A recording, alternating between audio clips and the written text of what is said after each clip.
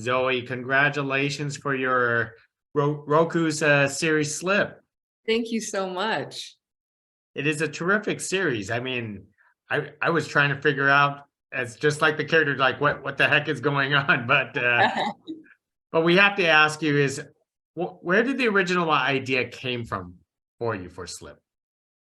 Well, generally, when I'm writing, there's sort of a central question that I'm contending with personally in my own life that spawns the writing process. And for me, I think I was feeling restless in my life and a little stuck, and I wanted to explore what we do with that sense of restlessness, what we do with our desire for more, and how fantasy plays into that. And I really wanted to create a show that had female sexuality at its center. And so yeah, the idea of a woman who was traveling the multiverse through orgasm came to be. And then it sort of incubated for a few years. And then in quarantine, I ended up writing the whole season in lockdown. Now, what are the rules that you set for yourself in creating sort of these parallel universes, this multiverse? Because this is a trend right now in the industry. Yeah. Yeah, it's always interesting when these trends happen in the zeitgeist, because we were all clearly writing separately and not knowing about each other's projects. And so I always find that interesting, what's happening in the sort of collective unconscious that would spark so much intrigue about the multiverse. For me, there weren't a ton of rules that I set out for myself. It was, I tend to write, from more of a place of emotionality and allegory than from a place of like sci-fi logic, for better or for worse.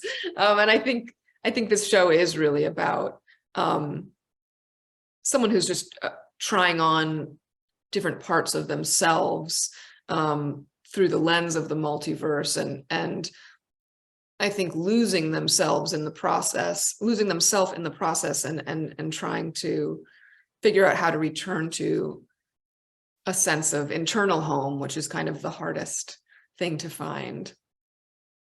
Tell us about what you want to keep consistent through these different worlds, especially through the characters themselves.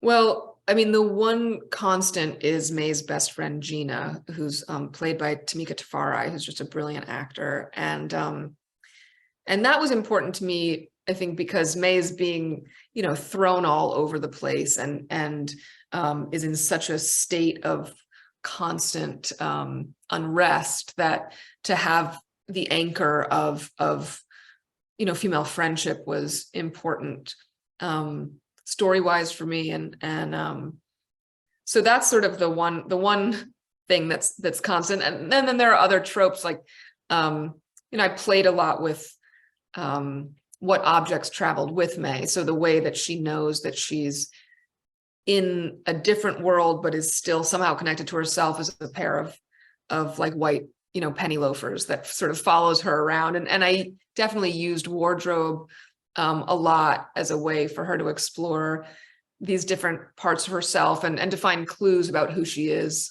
from world to world. I'm always fascinated about the projects you do because you do a lot of directing yourself, and especially directing yourself in these projects at the same time. A lot of people don't like to do that, and if they do it once, but you consistently going back with the same technique. How do you pull this off, or you're just used to it so much?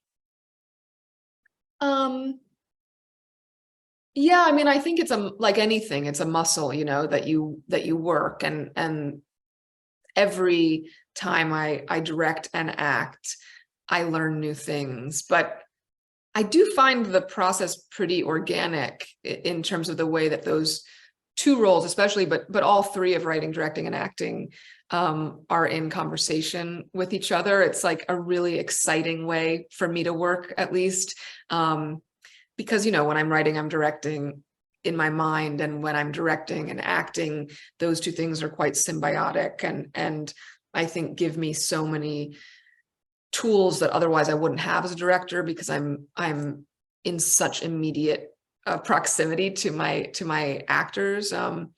So I do love doing them all. I also love them, individually, but I think when they're in dialogue, it's truly like one of the more thrilling and fulfilling artistic experiences for me. This project Slip could possibly be one of the more challenging ones, because in your head you know what's actually going on, but your actors themselves have to play nearly different characters from one universe to another. So how do you communicate and give them proper direction to handle this?